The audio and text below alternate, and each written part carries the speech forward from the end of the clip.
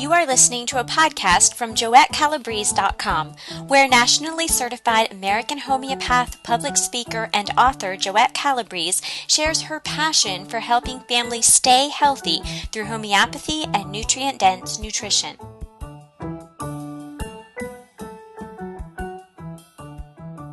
Hello, this is Jendi, and I'm here once again with Joette Calabrese. Today, we are going to talk about being a mighty mom and grandmom. And I personally love that idea. And I imagine that you, Joette, are not going to be discussing mothers working out and getting rippling muscles, right? Well, yes and no. I don't mean physically working out, but I do mean muscles. We're talking about learning to flex the brain muscle and, more importantly, the muscle of the will. You mean willpower? Yeah, but it sounds a little trite, that term willpower. I want to talk about having guts, spunk, and moxie. And I've said this before, but I'll say it again and again, that living this kind of lifestyle takes courage. But I have some rules, and I've found that if I abide by them, they rarely fail me. So let me give you some rules. We must defy the practices of our peers. This doesn't mean you become their foil. It doesn't mean you forget polite society and bash them down with your ideas. It means you find a way to speak pleasantly and with respect, and then direct yourself in your own path. And the other rule, second rule, is you must question, even challenge every idea that impacts your family's health. This most often comes from pediatricians, other doctors, media, and of course the rest of society that has puppeted what these ideas emanating from these sources. So this group might come in the form of in-laws and neighbors too. And then the third rule that I adhere to and I urge others to do is at least question, usually challenge, and in many instances downright defy. The world is filled with assumptions that are false. And it's up to you to tether your sails and set your family off on a different tack. So the upshot is that you must, and I mean must, set yourself on a path that is directly in conflict with what you see around you. The more you see an idea around you, the more you should resist it. That seems a little bit counterintuitive. Well, the reason that I say this is because I believe most ideas are wrong, or at least need refining. For example, read the billboards in your locale, and whatever they say, do the opposite. Common horse sense is not found on billboards, in magazines, in doctors' offices, on TV. Instead, those are marketing tools for an entity, either an industry or a government program, trying to convince you of something. And there's no doubt that the internet has opened up our knowledge base, and we can find out several sides of an issue through the internet. Yes, we can, but it's useless unless you put it to good use. I know I've said this again and again, and I'll do till I have barnacles hanging on me. You must do your homework. You must look up every drug and procedure that a doctor recommends, and I guarantee he has not done this. But you, my friends, will do this because before you put a fragment of any stuff that is derived from an industry in your or your child's mouth, you must do your homework. Or you must submit to a test that is unnecessary. So there's no doubt that we're smarter now, we mothers. There it is, all the information we'd ever need, and yet most people don't even think about using it to its capacity. I mean the internet. Not you, though. You do your homework. And how do I know this? And I'm not talking just to Jendi, I'm talking to those who are listening. Because I speak to those who follow me every single day. And the internet is a wonderful research tool. Yes, but without the master behind the tools, nothing is possible. So remember, the internet is only a marketing tool for big industry and government. So you must sniff out the answers in coy ways. Because we as mothers and grandmothers and those who care for others are the masters of our and our families' lives. And that takes a certain posture. You have to make a decision. Like if you decide you want to become a lawyer, You have to commit to taking the LSATs and commit to going to law school. I mean, it's pretty simple. If you decide you want to become a concert pianist, you must pledge to practicing piano for hours daily. It's that simple. Whatever you want to do, whatever you want to accomplish, it must be chosen, focused upon, and gone after myopically without even a glance back, regardless of others' opinions. And that's how we all move forward and learn things in any pursuit. Well, that's right. And the question always is, are we comfortable allowing the current to take us along? Or are we made of the stuff that pushes us in the direction we know we ought to follow? I think we all agree that we ought to sometimes buck the system, but that can be hard to do when you're a mom, especially of a little baby or a new mom. And when the doctor tells you to take an antibiotic or something, and you don't know what to do for sure, and you might be scared for your child, and you just simply do it, knowing that the antibiotic's not going to do any better than the last one, but not knowing what else to do. Yes, but it's only hard to buck the system if you've not educated yourself. Once you know better because you've done your homework, that gives you confidence. The more you learn, the more confidence you acquire, the firmer your footing, and so on. And more importantly, once you learn how to treat that illness with homeopathy instead of the drug, you gain indelible confidence, one illness at a time. Then you become the expert. And that can be a daunting feat. Well, Jenna, you and I have these discussions every week, don't we? But the most satisfying and most importantly, the reason you've become a mother has nothing, and I mean nothing, to do with compliancy and everything to do with your legacy, responsibility, and integrity. Yes, and of course, sometimes doing what you personally think is best can be difficult, especially if your family doesn't agree, like your in-laws, your friends, or even your spouse. Okay, well, let's talk about spouses. This is a concept that I've taken on through the years, and I've espoused to younger women. It's most important that your spouse and you share the same philosophy. In fact, it should have been discussed before marriage. The problem is that most marriages occur outside of ill health, and it's often when a sick child comes along that inspires the move to take this on your own. That's when the spouses must begin a different kind of a journey. It's like no one gives a thought about the kind of health care the family is going to practice until something happens. And age comes into play too, right? Yes, I believe that's right. I have a philosophy about parenting and marriage, and I see the opposite of this philosophy played out every day. And it's this. This is my philosophy. Marriage is like a corporation. There are department heads for each division, and each division has its specialty of capabilities. The marketing department, the finance department, the personnel department, they all have the responsibilities and specialities. And each department head is expected to know their craft inside and out to keep up with their craft so that they are always on top of their game. They're the experts. So let me give you an example. When I worked at a TV station years ago, we had a controller who used to hang around the marketing and sales department way too much. I was in marketing and sales. Granted, we were more fun than the pencil pushers in her department, but when she came in for her daily visit, she'd often put her 2 cents into the way our department was run. What became obvious in no time was that she was out of her element. Her suggestions were off kilter because she wasn't a marketing or salesperson. She was a number cruncher.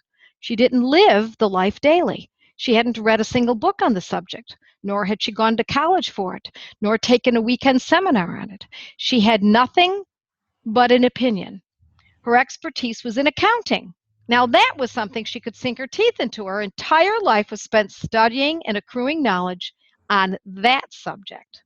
And probably equally as important is the fact that when she was nosing around in your department, she was inadvertently neglecting her own work. Well, that's right. It took our department head to finally put a stop to this less than welcome daily interference. So I think I might know where you're heading with this with spouses. Well, if you know, then our listeners will also know too, I hope. So marriage, yes, of course, is the same. When a woman gets pregnant, everything in her life turns to that. Everything. She eats, lives, and breathes everything there is about the baby. She reads constantly. She ponders. She daydreams. She researches about baby's health. What's good? What's bad? What kind of food, supplements, exercise is important? She talks incessantly about it with her friends who have children. She deliberates with her mother and her neighbors, and everyone offers advice, and she soaks it all in. She researches all about the baby, birth, wellness, etc. on the internet. She's consumed by the baby and its well-being. What does the father do? He takes on the protective responsibility for his forthcoming family. He works harder to make certain that the finances are in place. He makes certain that the investments he makes have longevity. He gets the house repairs in order, makes sure the car is safe, asks his buddies about insurance, then starts researching the best way to protect his new family. It all makes sense. Each parent takes on their roles, and often with alacrity and aplomb. And once the baby comes, mom is literally attached to the baby with nursing, staying up at night with every sound. And during her waking hours, she generally is reading or at least referring to books and sites that will teach her to become a better mom. Dad's at work, making sure the family is provided for. Now, I know we're going to get rebuttals to this on the blog about how women are perfectly capable of making a living and men are perfectly capable of taking care of children. But I offer no apologies. What I'm describing here is the way it more often falls together than any other. No matter how capable the woman was before the baby, she could be the controller of a Fortune 500 corporation. Once that baby arrives, she changes in a profound way. It's pure biology. She wants to be with her child as much as possible, all day, all night, and suddenly the career she strove for decades seems trite. Am I describing all women? No, but I believe it's the majority of them. And this is one of my major complaints with Western lifestyles, that women rarely factor in marriage and babies into their plans. It becomes a distant event that isn't in the least bit focused upon in their teens and 20s and, of course, in college. But I divert here. This pet peeve of mine is something that is a subject for another blog. I hadn't thought about that much before now, but I think colleges don't really talk about marriage or motherhood, the two big M words. Right. Yeah. It's approached like a side dish of scalloped potatoes or something, instead of the main dish of pot roast that actually is in many a woman's life. So let's get back to marriage as a corporation theory. So when the roof leaks, the dad usually swings into gear and talks to his buddies. He checks out roof products online. He decides what kind of tiles he should replace them with, or he calls around for contractors. He's the buildings and grounds department head. When the mortgage rates go down, it's usually the dad who has done his research to find out if a better rate can be secured and then goes at it. He becomes the buildings and ground department head and the controller. So when baby gets an ear infection and mom wants to use essential oils, homeopathy or whatever, and not subject the baby to an antibiotic because she has studied the possibilities for many months, if not years, she has made herself into an expert, just like the dad, making him into the family expert on his subjects. So even if she is not researched, her hormones dictate in most cases she's best suited for taking care of the ills of the children, the food they eat, the nutrition they take in daily, and the nightly care. After all, who does the grocery shopping? Who's preparing the meals? In most cases, she's best suited for the job as he is for his. And so mom becomes the personnel department and health and welfare. And that's a very traditional position to put out on the internet. And I think it's a good position, but I'm sure you're going to get some disagreements in your comments on the blog. Oh, I couldn't care less. Being politically correct is not only not my concern, but it's so passé. I call it ever so 90s. I mean, this is 2015, for crying out loud. We've learned something since then. Society needs to get with the program as far as I'm concerned. This is not your women's study class here. This is biology. Something that's been conspicuously missing from those angry classes in the first place. I remember those women's studies classes. I took them back in the 70s, and nothing has changed. This is the real world. When was the last time you met a lactating father, for crying out loud? I don't think I ever met one, and I don't think I ever will. I hope not. So when dad spends hours researching the roof tile, and decides to take time with his buddies in the industry or his father about vapor barriers, and he concludes that he'll do this or that with the roof. And then if mom chimes in and says, I don't think that's what we ought to do, she's sticking her nose into the Buildings and Grounds Department's decision without the requisite research, inclination, and effort it takes to make a good decision. And if she gets too involved, then her health and welfare department suffers too. Yes, I think an argument would be that the child does belong to both of them. Doesn't the father have the right to ask questions? Well, certainly, if his understanding is sophomoric, though, if it hasn't been fleshed out by his own research and study, then it's terribly inefficient and undermines the ability of the Health and Welfare Department's confidence. And certainly both can study together. But asking both to do the same work twice seems a little bit of a waste of precious time. And time is of the essence. It's an important commodity in a family. And when you're running a corporation, or more importantly, a family, productivity, effectiveness, and efficiency matters. For if not there, then where else would it matter? It all starts with the family. In fact, everything starts with the family. Family is the team. And an extra quarterback is not only superfluous, it's conflicting to the success of that team. So you were actually using nice words to say that the father should just butt out. Well, not actually butt out, but he needs to trust his wife. For isn't that why he married her? Because he trusts her and holds her in high regard? Well, of course, all bets are off. This is not the state of the marriage, but it certainly is the goal of a good marriage. So basically you're saying is that when the mom spends hours, weeks, years learning how to treat a fever without drugs, or how to implement her knowledge in using homeopathy or any other method for that matter, the dad ought to step back and trust her. Well, yes, unless she's incompetent, completely incompetent, he needs to bow to her knowledge and dedication. That leaves him to pursue his areas of expertise. And that's what makes a marriage whole and efficient as far as I'm concerned. Can it be the other way around? Can the father take over the healthcare role? Well, certainly, and after teaching homeopathy for 30 years to thousands of students, I have to admit, however, that in my recollection, I've had maybe 5 men join in my classes.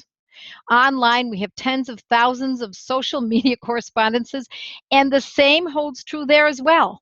I've learned that women are more interested in taking this job seriously and are better at nurturing, while men are generally better at protecting. And yes, it's certainly a generalization, but I don't for a minute think that it's our culture to blame. Instead, I see, as I said earlier, that it's human biology. That's why I believe this pattern spans across the globe. What about if the father is worried, really worried about counting on homeopathy or nutrition or essential oils? Well, I have an answer that includes 2 parts to this. The first part is that if it is a concern, he needs to do his own homework then, like what his wife did, and to the same extent. He needs to spend hours daily thinking about it, looking up solutions, calling friends, just like what she did, taking the kids to the chiropractor or the doctor, talking to school administrators, asking his mother and grandmother for advice. So do you have much faith in this happening? No, I haven't. I can pretty much guarantee that that's not going to happen. I mean, it does occasionally, but generally speaking, not to the same degree. In my experience, the best way for men to catch up with enough information so that they can let go and let their wives do the job at hand is to, instead of asking them to read books, I've learned through the years that they won't do it. So the alternative, the fastest way to get him up to enough speed that he gets what the mom wants him to get, for the mom to amass videos on the subject. Then you barter with him.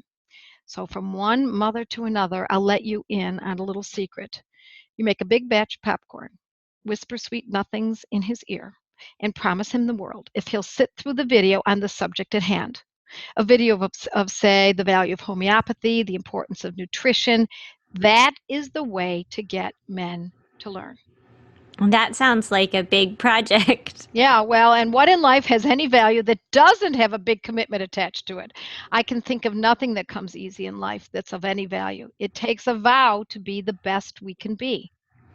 And also, if he has a long commute, he might be interested in listening to some podcasts. That's right. And why not this one? So, Can you give us a peek into how you became accomplished in homeopathy? Well, I'm an accomplishment freak. I want to learn more. I always want to know more. I want to experience more. At first, when my first child was an infant, I already knew how to make many foods from scratch. It was my interest since my early 20s. But then I wanted to know how to find wild foods on my property, how to make herbal medicines, how to find the most nutrient-dense foods available for the least amount of money. It was like a game. It became a compulsion, kind of an inner competition. And my pregnancies and births thrust me forward, which is into an even higher gear. So then, once I learned of the power of homeopathy, I wanted to know how to treat every little problem my baby might suffer. I wanted to know how to treat first aid with homeopathy, infections with homeopathy, emotional and mental conditions with homeopathy. I wanted to be the expert. I did not want a condescending pediatrician telling me what to do. I kicked my mothering act up a notch.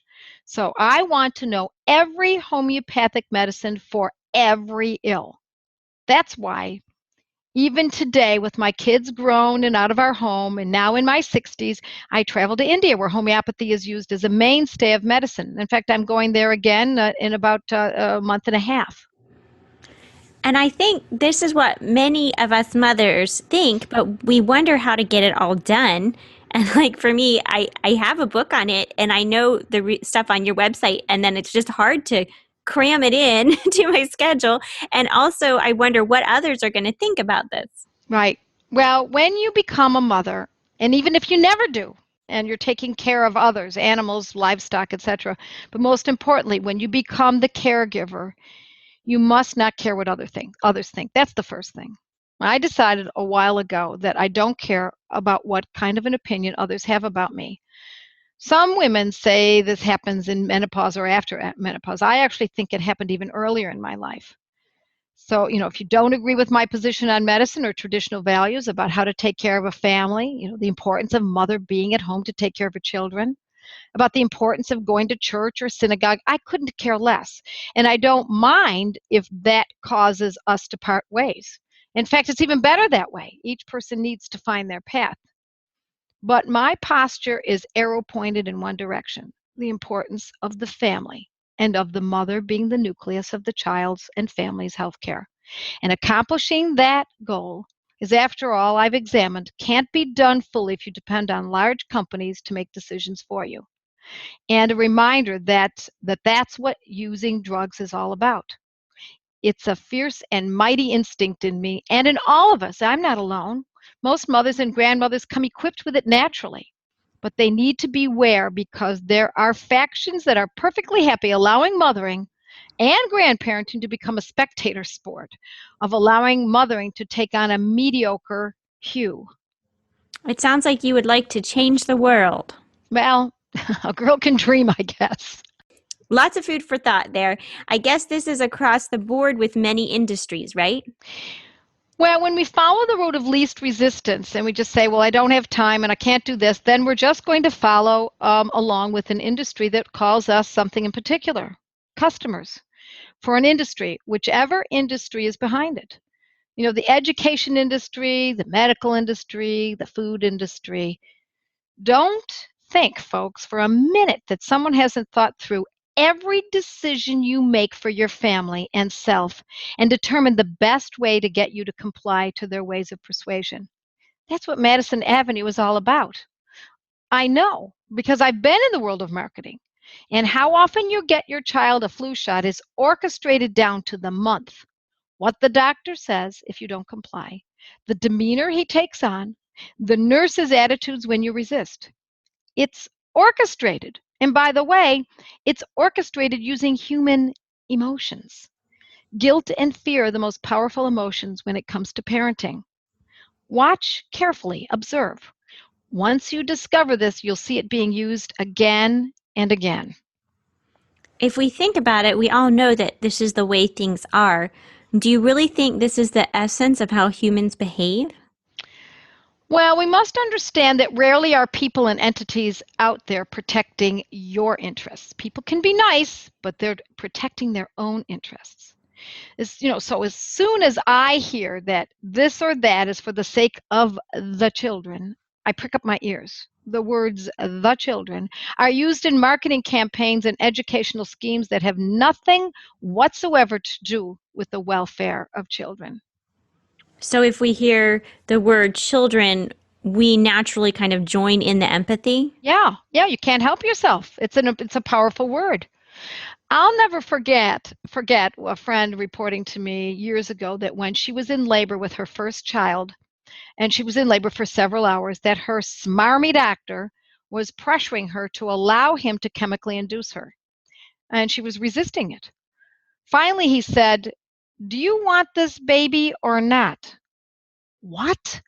What kind of a thing is that to say to a mother in labor? What possible meaning was behind that? Guilt for not wanting the baby to be born? This was the guy that all my friends went to for their births.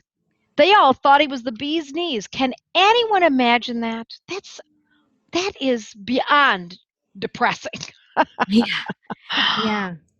And if I were a paranoid person, I'd say it almost sounds like a conspiracy.